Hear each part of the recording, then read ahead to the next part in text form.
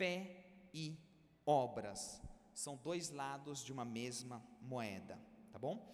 E como eu não quero me deter muito, vamos diretamente para o primeiro ponto. O primeiro ponto da noite se chama assim: fé e obras são inseparáveis, caso você esteja anotando. Por que fé e obras são inseparáveis? Elas são inseparáveis porque quando a gente olha para a Bíblia, quando a gente olha para o mundo bíblico, e particularmente no pensamento hebraico, a fé nunca é algo abstrato. A fé não é apenas uma ideia em nossas cabeças, ela não é simplesmente uma lista de coisas que nós devemos acreditar, mas ela é algo relacional, ela é algo encarnada e ela é algo visível.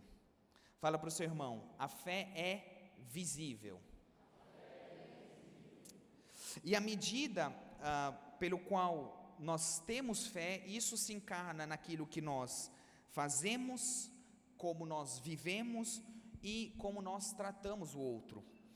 Um parênteses aqui bem interessante. Eu não sei se você sabe, mas quando você olha ali em Gênesis, a Bíblia fala de um termo teológico que se chama imago Dei. O que é o imago Dei? O imago Dei é criados à imagem de Deus. Hoje o mundo, quando a gente fala de justiça social, trabalho humanitário, cuidado dos pobres, todo esse conceito via história foi trazido por causa que as pessoas começaram a se dar conta que o outro vivia o imago Dei, porque eu vivi o imago Dei, porque nós todos somos portadores da imagem de Deus. Então, se você, meu irmão, porta a imagem de Deus, eu não devo ferir a imagem de Deus em você. Então, a maneira de como eu acredito e eu enxergo o outro define a maneira de como eu trato essa pessoa. E isso é só um exemplo de como a nossa fé pode ou não desenvolver, ou como que eu posso dizer, transformar nossa maneira de nos relacionar.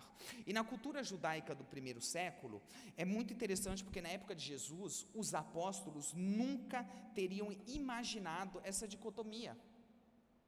Os apóstolos nunca teriam separado a questão da fé e da vida concreta, da vida vivida, se eu posso dizer assim.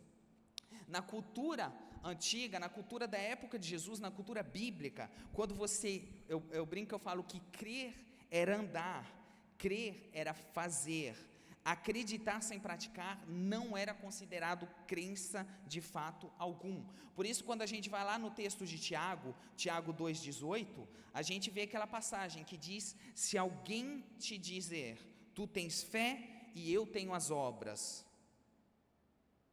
mas mostra-me a tua fé sem obras, né, Sandro? E eu te mostrarei a fé pelas minhas obras. É muito interessante essa passagem, porque se eu parafrasear ou colocar em outras palavras, o que Tiago está dizendo aqui? Ele está lançando um desafio, ele está falando: eu te desafio de me mostrar a sua fé sem obras concretas. E ele fala: porque as minhas obras, exalam tanto a minha fé que você não pode negar que ela existe. Vocês talvez já ouviram aquela citação que diz que talvez a única Bíblia que a pessoa lá fora vai ler é a sua vida. Já ouviram essa citação? Alguns aqui? Se não é a primeira vez. O que é essencial é que a gente se dá conta que a nossa vida, aquilo que nós fazemos, aquilo que nós encarnamos, é em si uma confissão de fé. Pega o mundo hoje, onde as pessoas estão, por exemplo, desacreditando sobre a questão do casamento. Eu não sei exatamente o contexto do Brasil, mas lá onde eu venho na Europa, quando eu pego as estatísticas de divórcio no mundo e na igreja, elas acabam chegando ao mesmo nível. Eu acabo vendo hoje em alguns estados lá da Suíça, nós temos uma taxa de divórcio que vai de 51% a 72% das pessoas. A gente vê que de 5 a 7 pessoas sobre 10 acabam divorciando, por diversas razões. Então, geralmente, quando eu faço um casamento, eu trago algumas coisas à tona e eu falo com os casais: vocês sabem que aquilo que vocês estão fazendo transmite uma mensagem para o mundo. Aquilo que vocês estão fazendo, a ação que vocês estão tendo, o fato de você dizer sim até que a morte nos separe, vocês estão literalmente encarnando uma confissão de fé. Porque aquilo que você faz demonstra no que você crê. E é importante que a gente contextualize essa palavra de Tiago, porque essa passagem aqui, ela traz a dimensão das obras, ela traz a dimensão de forma nítida, clara. Não tem como a gente interpretar de 15 maneiras. Esse texto é claro. Ele diz: se você tem fé, eu tenho obras. Isso é uma mentira. Me mostre a tua fé sem obras e eu te mostrarei a minha fé pelas obras. De fato, a gente às vezes pega contextos ali do apóstolo Paulo e a gente acaba ficando tão focado na fé, na graça, nos seus escritos de Novo Testamento, que a gente acaba esquecendo dessa dimensão de leis e obras. Mas se a gente considera a realidade se a gente considera o contexto no qual o apóstolo Paulo estava, ele tinha que colocar uma ênfase, porque ali ele estava falando com um público que era totalmente diferente. Então, quando a gente considera essa passagem dos apóstolos Paulo, quando a gente foca, quando a gente vê que ele traz a dimensão da graça, que ele traz os escritos, isso não é para abolir essa tensão, essa complementaridade. O apóstolo Paulo, quando ele escreve, na maior parte dos seus textos, ele está falando com quem? Ele está se dirigindo a gentios, ele está se dirigindo a pagãos, e ele tem que acabar focando nessa questão, insistindo na fé. Ele tem que insistir na porta de entrada, no pacto. Esses dias atrás, em Israel, nós estivemos no Monte das Oliveiras, e é interessante porque eu acabei estando lá com alguns irmãos messiânicos, judeus messiânicos, que ele fala: Igor, segundo a Bíblia, é nesse lugar que Cristo vai voltar. Foi daqui que ele partiu e daqui que ele vai voltar. Eu falei: incrível, e como que os judeus veem isso? Eles falam: a diferença, os judeus também acreditam que ele vai voltar aqui. A diferença é que eles estão pensando na primeira vinda e você já está na segunda. Então a gente vê que o pensamento do gentio, o pensamento do judeu, o pensamento hebraico ou grego, ele tem como que eu vou dizer isso? Ele tem concepções, ele tem uma base de pensamento que é diferente. Quando o apóstolo Paulo fala então com gentios, ou quando ele fala com romanos, ou quando ele fala com judeus, ele leva isso em consideração. E Paulo tem que insistir na aliança. Ele tem que entender que essas pessoas têm que ter fé para entrar nesse pacto com Cristo. Ao passo que Tiago já se encontra numa situação um pouco diferente, porque Tiago ele fala não com os gentios, ele fala com judeus que são cristãos, judeus, como eu disse antes, messiânicos. E para ele não deve lembrar, ele deve lembrar que a fé na aliança produz uma vida transformada. A fé na aliança, ela produz obras. Eu vou tentar deixar isso mais claro aqui para vocês. Se às vezes meu português falha, é normal, hein? Eu estava falando com o Sandro e eu falo: eu tenho que, antes de subir na cena, eu tenho que orar: Jesus, me ajuda, traz vocabulário na minha mente. Mas, quando a gente pega essa questão esse paralelo entre o Antigo e o Novo Testamento, esse paralelo entre os judeus e os gentios, a gente tem que entender que para um judeu, se você fala de jejuar, você tem que falar sobre o porquê do ato, mas você não tem que falar o como. Eles praticam isso já há décadas e centenas e milhares de anos antes da gente.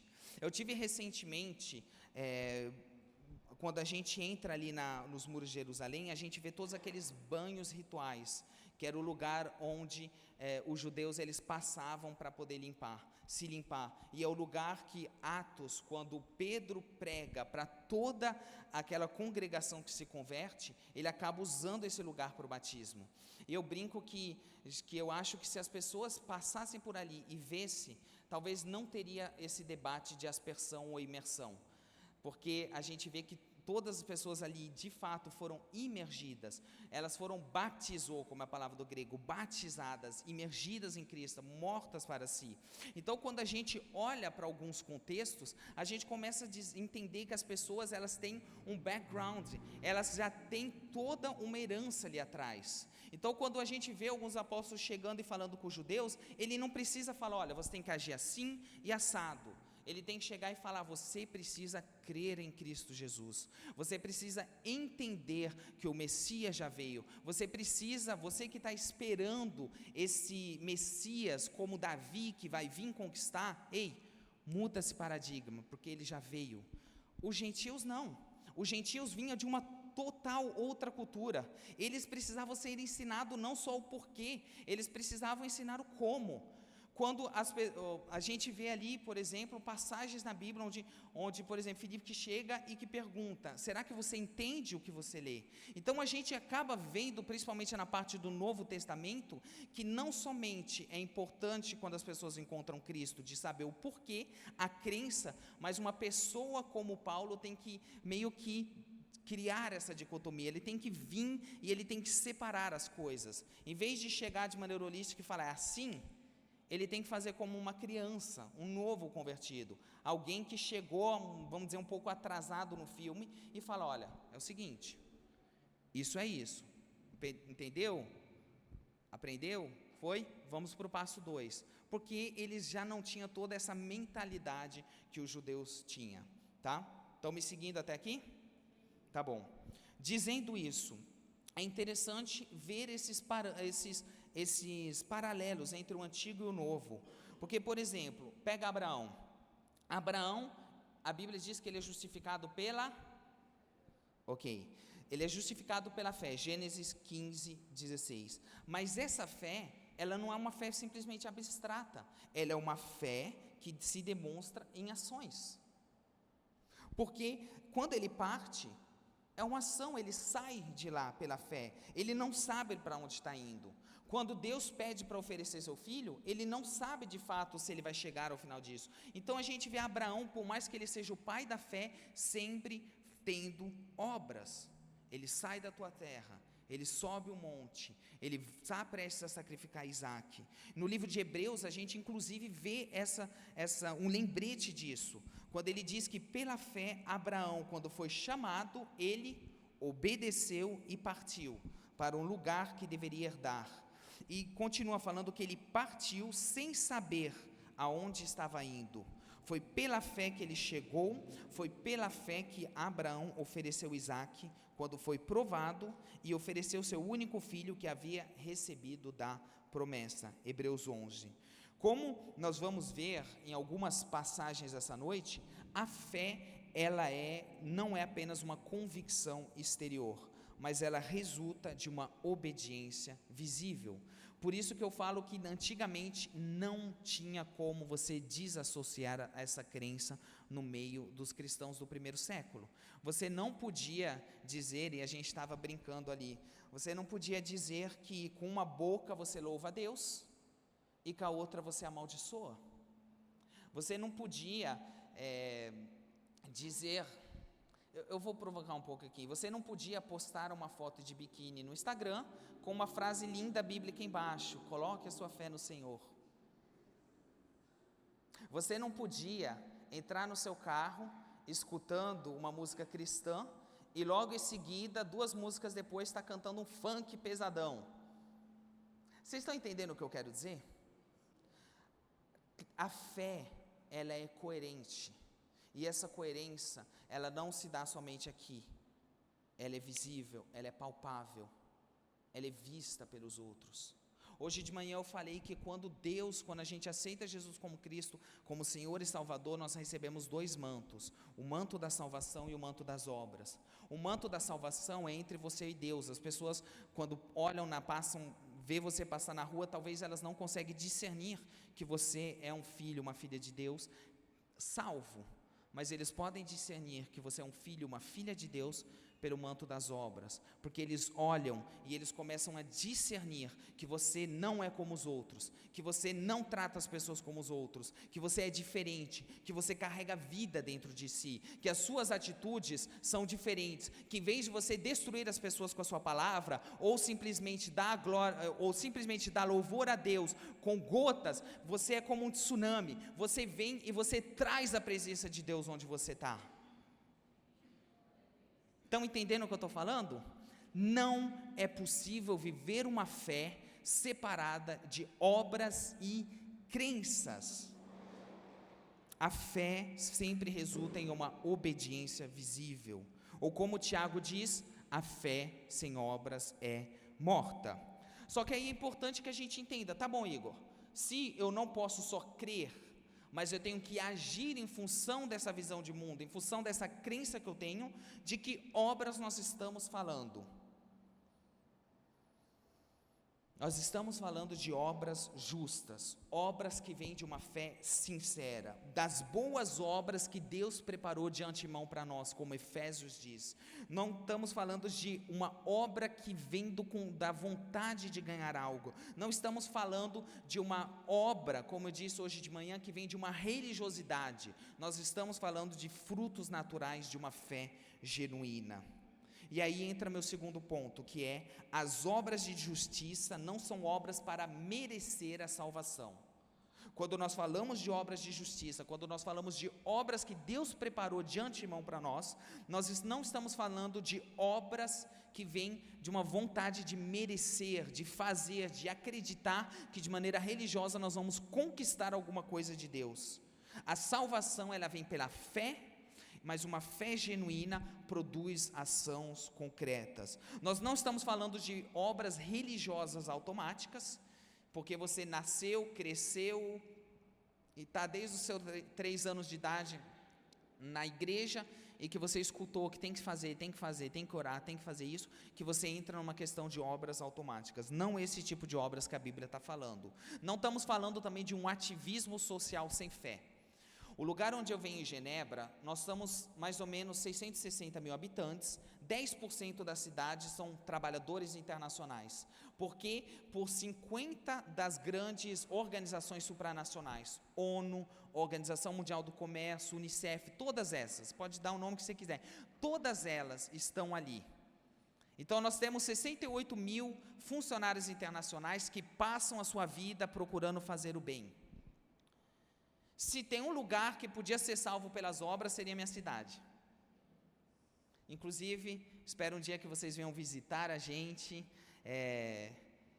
seria um prazer conduzir vocês lá, seria um prazer, depois o Sandro fala do SUS da reforma, mas venham nos visitar, e principalmente ore pela gente. Mas o que eu quero dizer é que Genebra é uma cidade muito especial, mas de fato não é uma cidade que as obras trazem Cristo. O ativismo social sem fé, ele faz bem, mas ele não aponta para o Salvador. As obras para justificar a si mesmo não são obras que Cristo fala nessa passagem, ou as obras motivadas por medo, por pressão. Eu lembro quando eu tive a oportunidade de 18 anos atrás, numa situação bem complexa, dar minha vida a Cristo, e logo em seguida eu trouxe minha mãe. E eu lembro que o método de evangelismo da minha mãe, eu falava que era terrorismo gospel, porque ela falava para as pessoas: se você não aceitar Jesus, você vai acabar onde? E eu falava: mãe, acho que seria melhor se o pessoal viesse pelo amor, não pela dor. Pessoal, as obras que nós estamos falando aqui, nós não estamos falando de obras simplesmente feitas por fazer ou por adquirir aula. Nós estamos falando obras que saem de um coração e uma fé genuína. Eu não faço obras para ser salvo, é porque eu sou salvo que eu faço obras, que essa obra, ela vai ir e ela vai tocar a eternidade. Nós não estamos falando de ser salvo, nós estamos falando de poder compartilhar a alegria da nossa salvação, de uma fé encarnada, visível e que toca as pessoas em nossa volta. Em outras palavras, é manifestar a salvação recebida por meio de uma encarnação dessa realidade. Ou tem um pastor, um mentor meu que chama Peter Tsukaira, para parafrasear, ele diz que as obras de fé não são obras de desempenho, não são obras de performance, mas são revelações da presença de Deus em nós.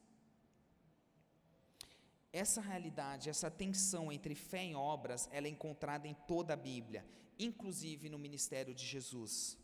E aí, a mensagem hoje não é muito longa, mas eu gostaria de passar com vocês em 3 parábolas. O meu terceiro e final ponto é o seguinte: 3 parábolas de Jesus que confirmam a importância das ações concretas.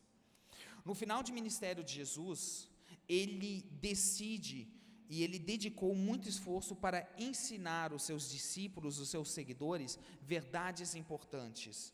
Ele fala então sobre o seu retorno, ele fala sobre o julgamento, e ele fala sobre recompensas eternas. E isso a gente encontra em Mateus 25. Em Mateus 25 nós encontramos 3 parábolas, 3 ensinamentos poderosos, e todos seguem a mesma temática. Se você olhar com atenção, você vai ver que em Mateus 25 a gente fala da volta do Senhor, do julgamento e da recompensa eterna. Essas 3 parábolas que encontramos nessa passagem são a parábola das 10 virgens, a parábola dos talentos e a parábola das ovelhas e dos bodes, ou cabritos, dependendo da sua versão. Na primeira parábola, é interessante porque Jesus conta aos seus discípulos essa história, a história de 10 virgens que estavam esperando o noivo chegar, para que elas pudessem entrar juntas no salão do casamento. 5 dessas virgens eram sábias, 5 dessas virgens eram tolas, né? E cada uma delas tinham lâmpadas, e essas lâmpadas deviam estar acesas quando o noivo chegasse.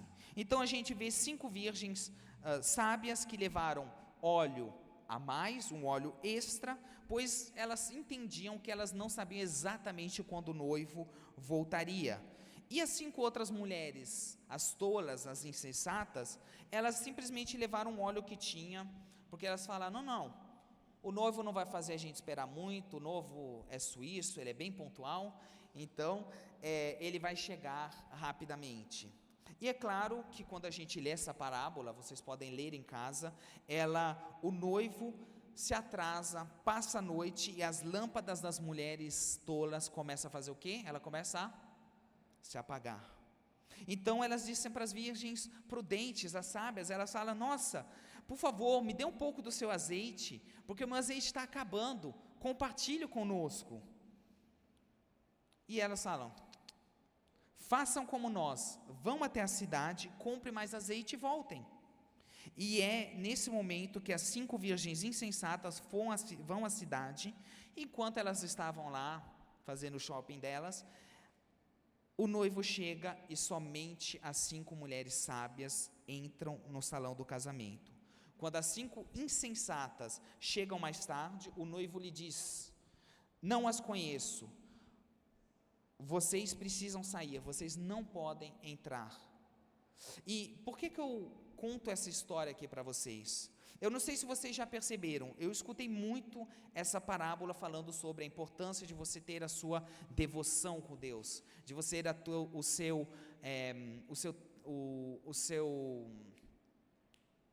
a sua relação pessoal com Deus. E é verdade, esse texto fala disso, mas eu não sei se você percebeu, quando a gente entende que Cristo está falando do julgamento eterno, da recompensa eterna, da segunda vinda, todas essas coisas dele, a gente vê claramente que, na verdade, essa parábola que fala do retorno de Jesus e do julgamento eterno, a gente vê, e eu gostaria que a gente considerasse isso, que todas essas mulheres, as 10 virgens, tinham o quê? Elas pensavam e acreditavam as mesmas coisas. Todas elas acreditavam que elas deviam estar presentes quando o noivo aparecer, né? Todas elas acreditavam que as lâmpadas tinham que estar acesas quando ele voltasse. Todas elas acreditavam que se as lâmpadas estivessem acesas quando o noivo aparecer, elas entrariam no salão do casamento. Quando a gente considera isso, a gente se dá conta que o que separa as virgens nessa história não são as suas crenças, mas são o que elas fazem com que ela acredita. 5 delas conseguem entrar. A diferença, o jeito que elas agiram. Quando a gente continua na segunda parábola, a gente vê a parábola dos talentos. A gente vê a história de um senhor que tinha uma grande quantidade de bens e que ele parte para uma grande viagem. Ele sai, ele dá os seus bens a 3 servos, ele diz: meus servos, eu estou indo embora, mas eu voltarei, e quando voltar, acertarei a conta com vocês. Então, servo número 1, está aqui, 5 talentos. E eu não sei se você sabe, lógico que a gente prega essa palavra como dons, como talentos, e tem uma carga profética, tem o seu lugar de falar isso, mas quando a gente olha para o texto, um talento era uma quantidade enorme de dinheiro, era uma quantidade financeira, e 5 talentos eram uma fortuna na época. Então ele chega, pega o primeiro, fala: você tem 5 talentos, você tem 2 talentos, e você tem 1 talento. O que eu amo sobre essa parábola é que ela mostra que Deus, ele não passa a régua para todo mundo, ele não é um Deus equitável, ele é um Deus justo. Porque imagina Deus dar para todo mundo 5 e você não tem a capacidade e ele viesse cobrar. Não, Deus dá segundo a sua capacidade, tá? Eu estava falando com o Sandro, a gente não tem esse problema, a gente tem outros problemas na Europa, mas infelizmente um evangelho um pouco coach que vem entrando na igreja, chega e fala: vai lá, você consegue.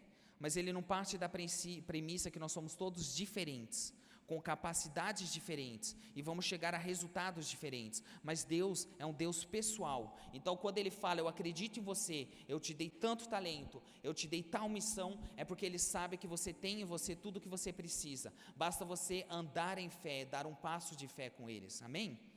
A parábola dos talentos é bem simples, ele dá os 5 talentos, ele chega para o primeiro. Está rolando alguma coisa? Amém, eles estão falando amém, pregue. 5 talentos, nós temos o primeiro que chega a dar os 5 talentos, esse homem foi um bom mordomo, ele frutifica, ele chega: está aqui, mestre, 10 talentos, o mestre olha para ele e fala: bom e fiel servo. Ele continua e diz: você foi muito fiel no bom e fiel servo, entra na alegria do Senhor, porque você foi fiel com poucas coisas, eu confiarei o muito. Ele chega àquele que ele tinha dado justamente 3 talentos, e ele fala a mesma coisa. Ele chega e fala: bom e fiel servo, você foi fiel no pouco, muito lhe darei. Maravilhoso. E ele chega no terceiro, que tinha 1 talento, e é interessante porque esse daí, comparado ao outro que simplesmente chega sem desculpa e mostra as suas obras, ele chega e começa diretamente a dar desculpas. Ele fala: Senhor, sabe que eu não sou como o Senhor é duro, o Senhor é exigente, mas eu não sou assim, por isso eu tive medo, e quando o Senhor me deu esse talento, eu fiz um buraco no chão e eu escondi, mas agora que o Senhor voltou, eu desenterrei, o Senhor pode pegar de volta, toma aqui seu talento, eu te devolvo. E eu brinco que, geralmente, em outras palavras, ele está dizendo: Senhor, eu não roubei, eu não perdi, eu não desperdicei, está aqui o seu talento. Mas de acordo com os ensinamentos de Jesus, ele fala: servo mau e preguiçoso, você sabe que eu sou duro e você sabe que eu sou exigente, você poderia pelo menos ter levado o talento ao banco e o banco teria devolvido com juros. Ele continua, ele diz: lance esse servo nas trevas exteriores e pega o talento que lhe foi dado e dê àquele que recebeu 10, pois aquele que tem mais será dado e ele terá em abundância, mas aquele que não usa o que Deus lhe deu, até o que ele tem lhe será retirado. Quando olhamos para essa segunda parábola, mais uma vez, Jesus está ensinando os seus discípulos sobre o quê? O retorno de Cristo, o julgamento eterno, e mais uma vez, quando a gente olha para esses três servos, eles têm o quê? As mesmas crenças. Pessoal, vem aqui comigo. O que eles querem? Todas essas pessoas querem agradar o mestre, não é? Todos eles reconhecem que o que eles têm, o que eles receberam, vem do mestre. Eles reconhecem que eles vão ter que prestar contas do que ele tem. Eles todos querem que o mestre dê um bom relatório, todos eles. Nenhum quer ouvir mau servo, eles querem todo ouvir bom e fiel servo. Você foi fiel no pouco, eu te darei mais. Todos eles querem ouvir isso. Mas o que separa esses homens na história? Não são suas crenças, são o que eles fizeram com as suas crenças. Os dois primeiros agiram totalmente diferente do terceiro.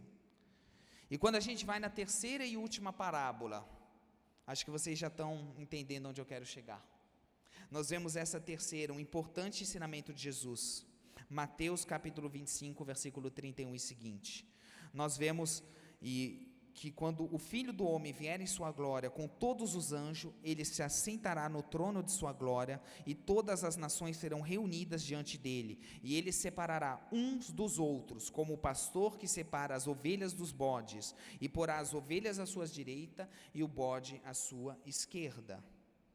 Inclusive ele continua com uma das passagens mais incríveis da Bíblia, quando ele fala que: vinde, benditos meu Pai, e tomai posse do reino que está preparado desde a fundação do mundo. Por quê? Porque eu tive fome e me destes de comer, eu tive sede e me destes de beber, eu era forasteiro e me hospedastes, eu estava nu e me vestistes, adoeci e me visitaste, estive na prisão e vocês foram me visitar.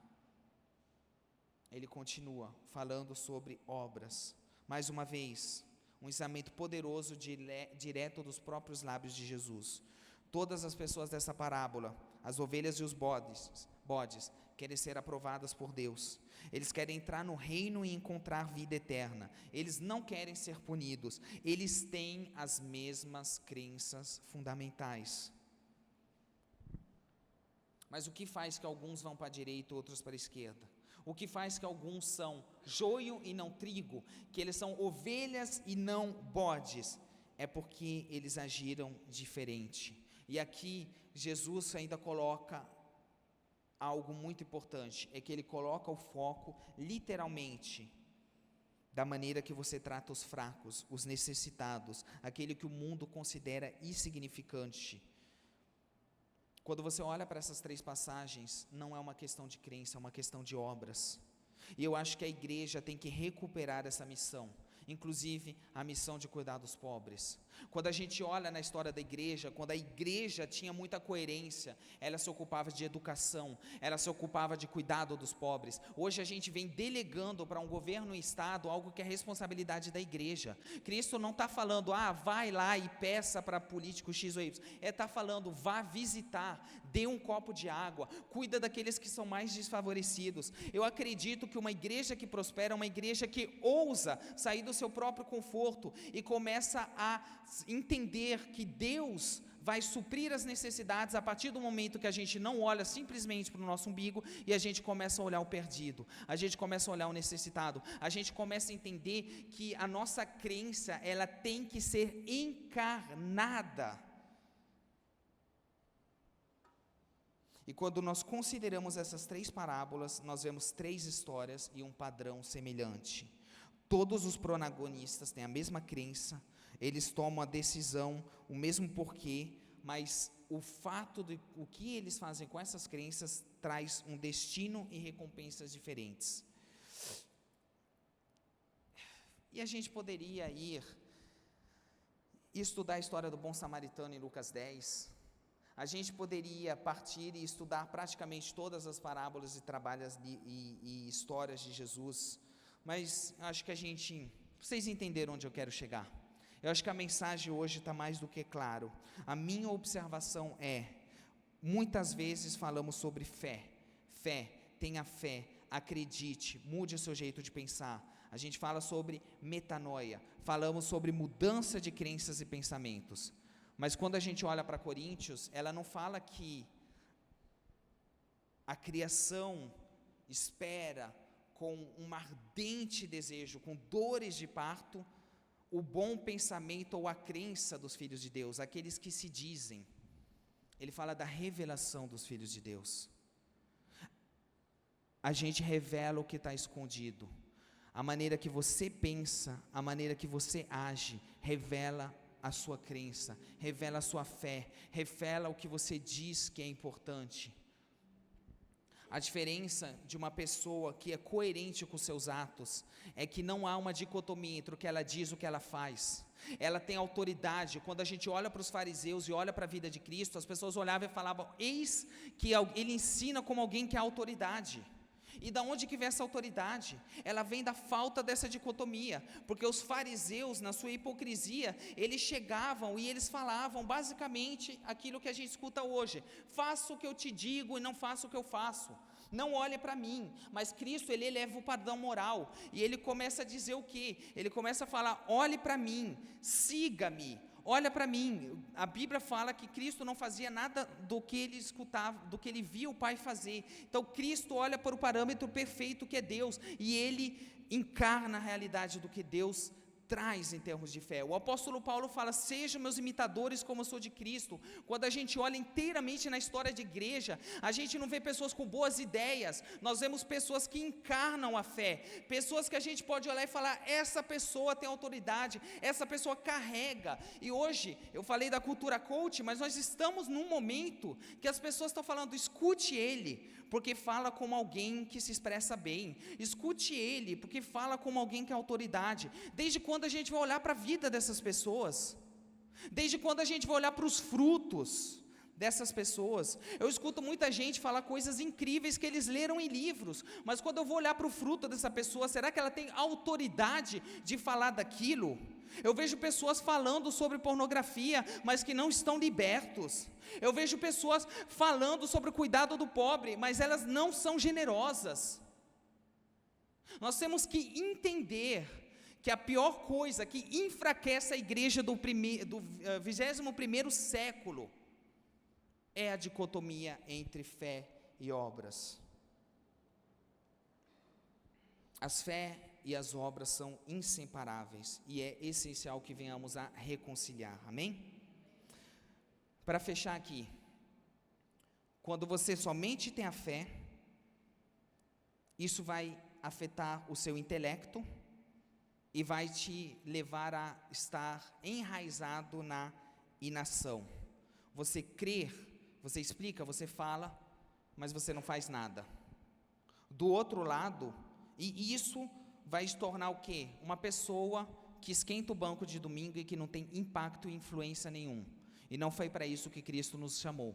Cristo nos chamou para sermos transformadores de atmosfera, para poder influenciarmos a nossa família e as pessoas em nossa volta, onde quer que nós estejamos. Que você esteja numa universidade, que você esteja no seu trabalho, que você esteja em casa, que você seja uma mãe que crie seus filhos, que você seja um marido, que você tem que influenciar, porque a vida, ou você influencia ou você é influenciado. Ou você leva o reino de Deus, ou você vai ser influenciado pelo reino das trevas. Então, somente a fé te torna morto sem impacto. Do outro lado, se você somente tiver as obras, vai ser meros atos de justiça social. Não vai ter inspiração divina. Você vai praticar boas obras, mas para quem essas boas obras vão apontar? Isso sabe o que pode fazer? Isso pode te tornar egocêntrico, isso pode te tornar estéril, orgulhoso, porque você está tão praticando boas obras que daqui a pouco você fica cheio de si. Olha só, Senhor, eu sei que o Senhor não tem filhos preferidos, mas olha para mim, né? As obras sem a fé, ela pode te destruir. Só que quando você vive a fé e as obras, obras inspiradas, obras divinas, obras que Deus preparou de antemão para a gente, isso dá fruto. Isso dá um fruto que vem do relacionamento com Deus e não da força do seu braço. Isso não é religiosidade, isso é uma fé viva, isso é a lei viva que falamos hoje. E isso vai permitir que você viva uma vida abundante e plena que glorifica a Deus, amém? Amém. Eu disse que hoje eu achava que ia ser um pouquinho diferente de hoje de manhã. eu gostaria de deixar algumas coisas bem práticas para vocês. Estão comigo ainda? Maravilha.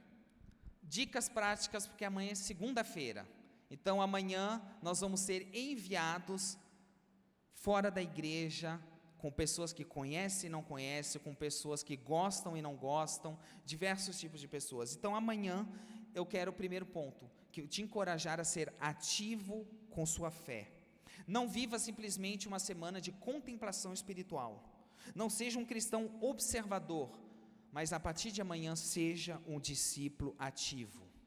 Seja uma pessoa que não vai só acordar e se fechar, como a palavra de Mateus diz, feche-se no seu quarto e busque seu pai no segredo. Isso é importante, mas uma vez que você buscou seu pai no segredo, você sai e você encarna tudo aquilo que Deus te revelou.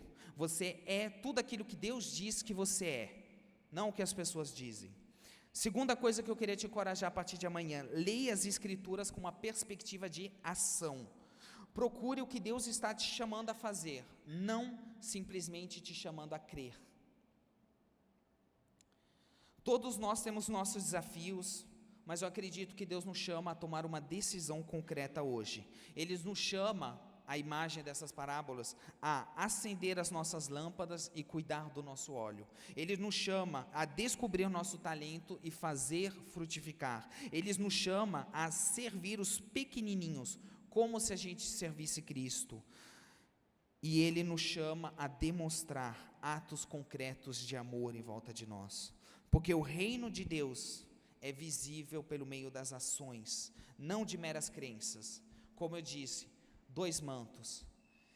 Quem aqui é salvo? Quem que aqui se alegra em Cristo Jesus? Amém. O manto da salvação está aí. A questão é, a partir de amanhã, será que as pessoas vão ver o manto das obras? Porque é isso que vai fazer a diferença, amém? Que as nossas obras possam ser um eco da nossa fé interior, e que a nossa vida diária venha honrar a Cristo, amém? Vamos simplesmente orar, amém?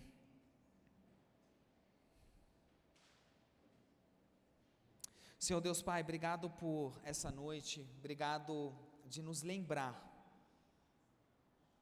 que o Senhor toca nossas emoções, nossas crenças, mas que o Senhor quer principalmente tocar a nossa essência. Transforme-nos de dentro para fora, faça que nós possamos ser cristãos coerentes para a sociedade no qual o Senhor nos insere. Nos lembra que somos exilados, não somos daqui, mas nós estamos aqui, e nós temos o mandato de nos tornar os seus embaixadores. Senhor, que a nossa fé possa ser concreta, que o nosso amor possa ser visível, e que as nossas obras não aponte para nós, mas aponte para o Deus vivo, um Deus que quer transformar pessoas e transformar nações. Obrigado, porque quando o Senhor, antes de partir ao céu, o Senhor nos diz: vá e faça das nações de discípulo, vá e faça das pessoas das nações de discípulos, e ensinai-vos tudo aquilo que eu vos ensinei, batizando eles no Pai, no Filho e no Espírito Santo. Pai, que nós possamos ir e ser discípulos, assim como fazer discípulos. Coloca isso no nosso coração, transforma nossas vidas, Espírito Santo de Deus, e nos ajude a entrar em parceria contigo, em nome de Jesus. Amém. Amém. Meus irmãos, não sei se a gente vai voltar ao louvor, quem que vai pegar? É um momento que a gente não sabe muito como interagir. Hoje à noite eu queria fazer algo um pouco especial. Eu acredito realmente que o que a nação brasileira hoje está precisando é justamente destruir essa dicotomia.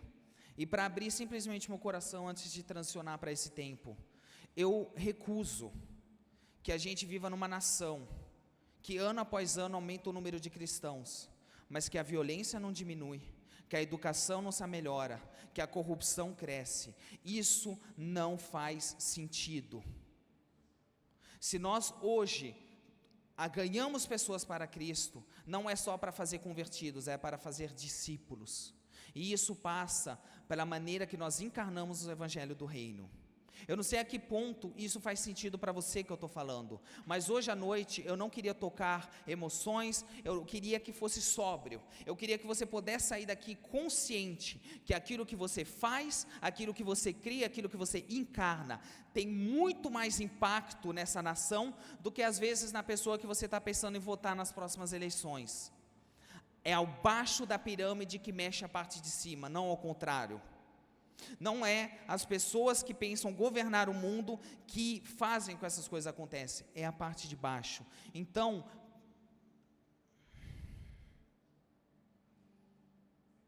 eu quero quebrar uma mentira aqui. Eu quero quebrar a mentira aqui que diz que uma pessoa fazendo o que é certo não vai fazer diferença nenhuma. Porque se você fizer o que é certo, você fizer o que é certo, você fizer o que é certo, você fizer o que é certo, se todos nós fazemos nossa parte, o reino do céu é ligado na terra e a vontade do rei é feita. Amém? Vamos nos colocar de pé, vamos adorar o Senhor juntos. E, pastor, obrigado pela oportunidade.